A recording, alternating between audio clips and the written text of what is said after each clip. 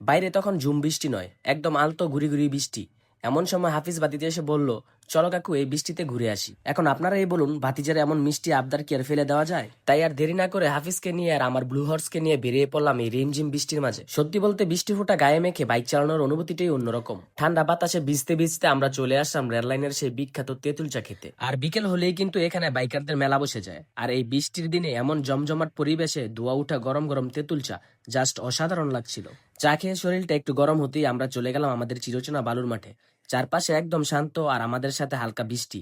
এমন সুন্দর মুহূর্ত কি আর ক্যামেরা বন্দি না করে থাকা যায়? তাই আমি আর ভাতিজা মিলে দারুণ কিছু ছবি ভিডিও করে নিলাম। এই রিমঝিম বৃষ্টির মুহূর্তগুলো স্মৃতি হিসেবে রাখার মতো কিছু দারুণ ফ্রেম তৈরি হলো। ফটোশুট শেষ হতেই ভাতিজা পেটে হাত দিয়ে বলল, চলো চাচ্চু এবার গরম গরম পুরি সিঙ্গারা খেয়ে আসি। বাস যেমন কথা তেমন কাজ। আবারও বাইক টান দিয়ে সোজা চলে গেলাম আব্দুল্লাহ বাজার। সেখান থেকে একদম ধোয়া উঠা গরম গরম পুরি আর সিঙ্গারা প্যাক করে আমরা আবারও ব্যাক করলাম আমাদের সেই বালুর মাঠে। বালুর মাঠে এই ঘুরি ঘুরি বৃষ্টির মাঝে খোলা আকাশের নিচে মুচমুচে পুরি আর সিঙ্গারা খাওয়ার যে আনন্দ, তা কোটি টাকা দিয়েও পাওয়া অসম্ভব। পেট পূজা তো হলো, এবার বাড়ি ফেরার পালা। খাওয়া দাওয়া শেষ করে আমরা আবার বাড়ির পথে রওনা দিলাম। ভাতিজার একটা আবদারে আজকের দিনটা সত্যি দারুণ কাটলো। আর আপনাদের এই মিনি ব্লগটি কেমন লাগলো কমেন্ট করে কিন্তু অবশ্যই জানাবেন। দেখা হচ্ছে পরের ভিডিওতে। আল্লাহ হাফেজ।